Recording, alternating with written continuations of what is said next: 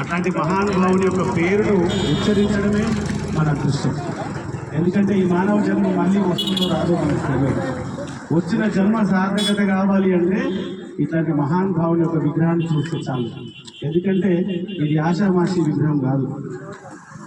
1630 సంవత్సరంలో శివనేరి కోటలో ఇదే తేదీ నాడు జన్మించిన ఛత్రపతి శివాజీ జిజియాబాయి తల్లి కోరిక మేరకు అఖండ భారత్ని సాధించడం కోసం 12 సంవత్సరాలు ఉన్నప్పుడే కత్తి పట్టి గుర్రం మీద తన ప్రయాణం చేసి అప్పటికే ఈ భారతదేశం దాదాపు 750 సంవత్సరాలు మొఘలాయుల చేతిలో ఉంది.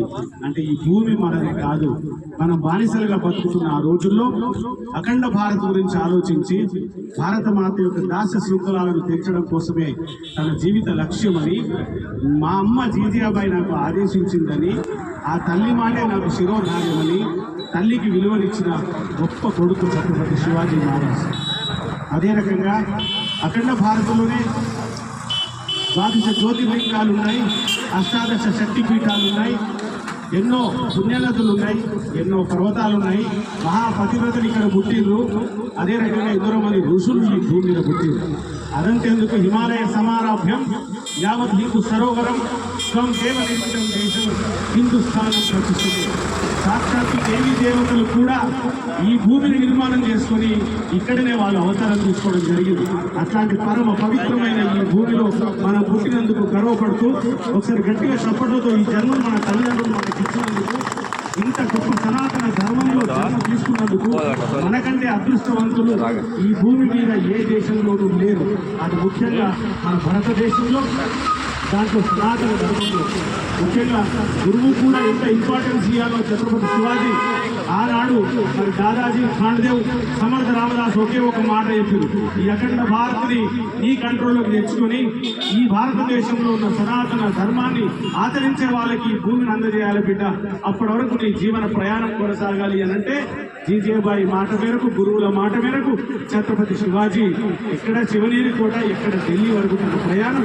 ఆయన ప్రయాణం కూడా మన హిందూరు నుంచి, కామారెడ్డి నుంచి, హైదరాబాద్ నుంచి, కటక్ నుంచి, ఫతేపూర్ సిటీ నుంచి ఢిల్లీ వరకు బయలుదేరి ఈ కాషాయ ధ్వజాలను ఎగిరేసిన మహానుభావుడు ఛత్రపతి శివాజీ. అట్లాంటి ఛత్రపతి శివాజీ గురించి మాట్లాడుకోవడమే మన జన్మ ధన్యం. అట్లాంటి ఛత్రపతి శివాజీ విగ్రహం మనం ఇక్కడ ఏర్పాటు చేసుకోవడం ఈ గ్రామం చేసుకున్న పూర్వజన్మ సుకృతం. మనం చచ్చిపోయేలోపైనా సరే శివాజీ విగ్రహానికి ఒక్కసారి నమస్తే పెడితే అన్ని దేవదేవతలకు నమస్తే పెట్టినట్టే, సనాతన ధర్మాన్ని రక్షించుకోవడానికి ప్రయత్నం చేస్తున్నట్టే. ఈ శివాజీ పుట్టకపోతే మనం అనుకునే రాజరాజేశ్వరాలయమో లేకపోతే ఇక్కడున్న ఇళ్ళమ్మనో పెద్దమ్మనో ఈ దేవాలయాలు లేవు.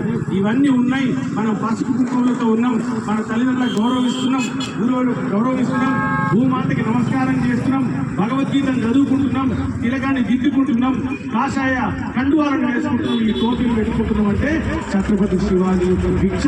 అట్లాంటి శివాజీ మహారాజ్కి గట్టిన చప్పట్లతో ఛత్రపతి శివాజీ మహారాజ్కి జిజియా మాతా की, भारत माता की, जिजिया माता की, जय भवानी, वीर शिवाजी, जय भवानी, सनातन धर्म की, गो माता की, भगवत गीता की.